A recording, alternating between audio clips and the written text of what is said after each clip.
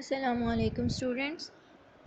हमने थोड़ा सा ये पढ़ा था osmo regulation in different environment. इसका सिर्फ मैंने आपको एक टॉपिक समझाया था मैरीन। मैं दोबारा से इसका एक ओवरव्यू आपको दे देती हूँ कि मैरीन इन्वायरमेंट में हम देखेंगे। पहली लाइन देखें, most marine invertebrates are osmoconformers. ठीक है, तो ये आप ऊपर वाले टॉपिक में डेफिनेशन के साथ लगाओगे कि जितने भी ऑस्मो कन्फर्मर्स होते हैं उनके एग्जाम्पल में हम क्या लिखेंगे कि मैरीन इनवर्टिब्रेट्स। ठीक है, बैकबोन के बगैर जितने भी जानवर होते हैं मैरीन, वो सब के सब ऑस्मो कन्फर्मर्स हैं। जैसे जेलीफिश हो गया, हाइड्रा हो गया, ठीक है, निडेरियंस, ये सब के सब ऑस्मो कन्फर्मर्स में जाएंगे।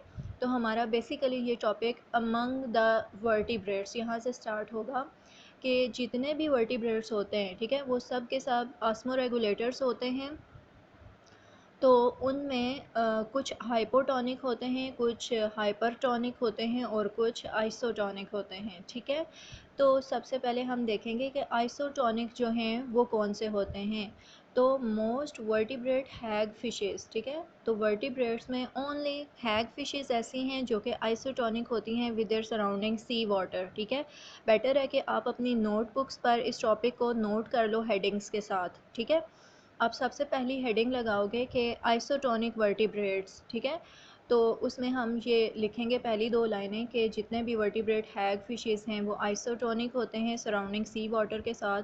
वो अपना सॉल्ट और जो वाटर की बैलेंस है वो अपने इन्वायरमेंट के मुताबिक रखते हैं। ठीक है, फिर दूसरी हम हेडिंग लगाएंगे इस सेकंड लाइन पे कार्टिलेजेनियस फिशेस। ठीक है, यहाँ पर तो most cartilaginous fishes maintain lower internal salt concentration in that of sea water. ये सारा जाएगा इसमें।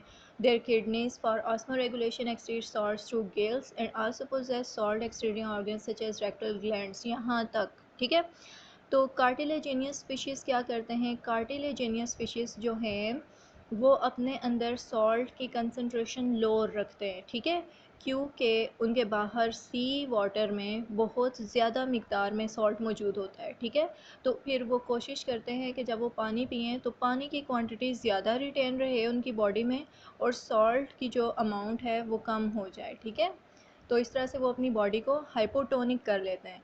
तो एक्सेस सॉल्ट को एक्सट्रीट करने के लिए फिर उनके अंदर दो अडेप्टशंस हैं। समटाइम्स रेक्टल ग्लैंड्स के ज़रिए वो इस चीज़ को ख़ारिज कर देते हैं सॉल्ट को, या समटाइम्स वो गिल्स के थ्रू ऐसा करते हैं। ठीक है, और कौन से मेकनिज़म से, दे एम्प्लॉय एक्टिव ट्रांसपोर्ट मेकनिज़म। ठीक है, एक्टिव ट्रांसपोर्ट हमने कई दफ़ा पढ़ा है कि मूवमेंट होती है सॉल्ट की from low concentration to high concentration. ठीक है, यानी जिसम के अंदर फिशेस के लो कंसनट्रेशन में सॉल्ट है और सी वाटर में हाई कंसनट्रेशन में सॉल्ट है।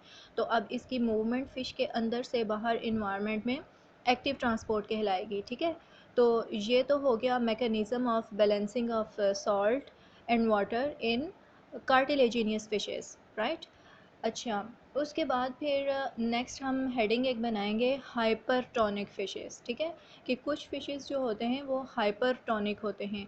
अब हाइपरटोनिक कैसे होते हैं, हाइपरटोनिक का मतलब है कि उन फ़िशेस की बॉडी में सॉल्ट की अमाउंट बहुत ज़्यादा हो जाएगी। अब ये किस तरह से हो सकता है, ये ऐसे होता है कि आप यहाँ से नेक्स्ट हेडिंग बनाओगे, some fishes have relatively low salts in the body fluids but have rendered these hypertonic to that of sea water by retaining urea in adequate concentration।